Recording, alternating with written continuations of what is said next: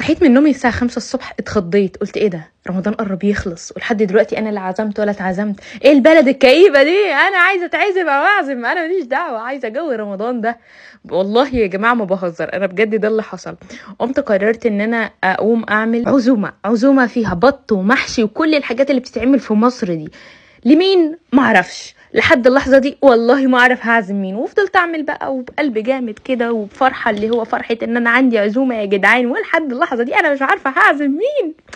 رحت عملت خلطه المحشي زي ما انتوا شايفين كده، وقعدت الف بقى فيها، ومع كل صباع بلف وبفضل افكر اقول هتعزمي مين يا بت، هتعزمي مين يا بت يا بت. البطايه المقلوظه المبطبطه دي هتكون من نصيب مين يا ترى، من نصيب مين يا ترى؟ لحد اللحظه دي انا مش عارفه. فكرت ان انا انزل بوست على الجروبات المصريين اللي هنا واقول ان انا عازمه حد، لان انا كنت بعمل الموضوع ده وانا في تركيا.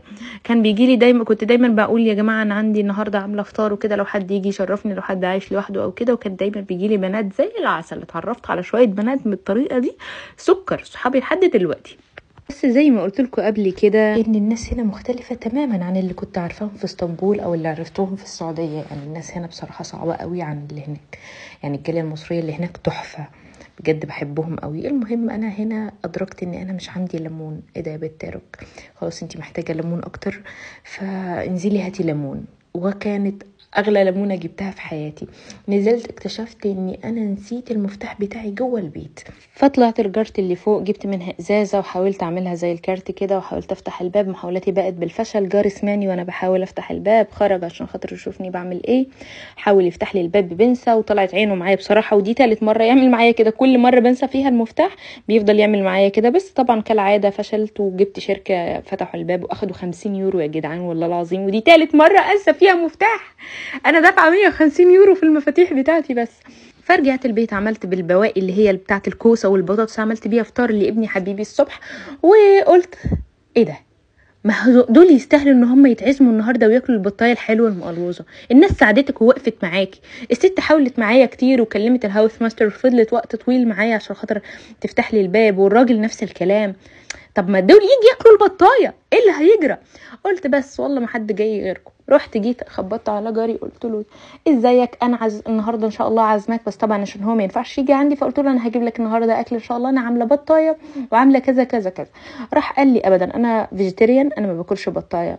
قلت في سري انت فايتك كتير، بس مش مشكله، براحتك على راحتك. فقلت له خلاص انا هبجيب لك طبق يعني فيجيتيريان. رحت وديت له طبق فيه محشي بس كده، اللي هو محشي ورق عنب وبطاطس وكوسه وحاجه كده بسيطه. ورحت خبطت عليه واديته له. الراجل طار طار طار طار من الفرحه، حسيته راح هيلدق في السما من الفرحه. يا جماعه بيفرحوا بحاجات بسيطه قوي والله. بس طبعا وانا خارجه اهم حاجه ما نسيتهاش هي المفتاح في ايدي زي ما انتم شايفين اهو، عشان ما تقولوش ان انا دايما بنسى، انا مش دايما قوي. المهم لقيت المغرب قرب خلاص، فاضطريت ان انا اعمل الرز بسرعه. خدوا بالكم الحله دي بتعمل الرز والله في دقيقه، لو الرز مصري عادي، عشان ده رز بسمتي بعمله في دقيقتين بس ما شاء الله، وبدون نقع وبدون اي حاجه، وبيطلع فل مفلفل زي القمر ما شاء الله. انا بحبها جدا جدا جدا، عملت لكم عنها قبل كده ريفيو. المهم رحت جريت اجهز السفره بتاعتي، وده كان الفستان بتاعي اللي انا لبسته، قررت استقبل بيه جارتي الالمانيه. ورحت جهزت السفره بتاعتي.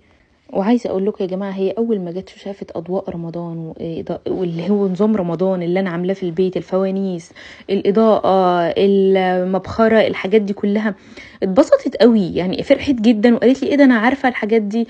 قلت لها دي عشان خاطر رمضان. قالت لي انا عارفه رمضان وانتوا بعدها بيبقى عندكم يعني احتفال. قلت لها بعدها بيبقى عندنا عيد. وريتها هدوم العيد بتاعتنا وشرحت لها حاجات كتير قوي عن رمضان وعن الاسلام، فاتبسطت جدا. قالت لي انا عارفه الاسلام وعارفه القران وعارفه كل حاجه عنكم، وبجد بحترمه جدا. على فكره الناس ذوق قوي هنا في الحته دي، بجد بيحترموا تعدد الثقافات وتعدد الاديان، وبيحترموا الحاجات دي جدا.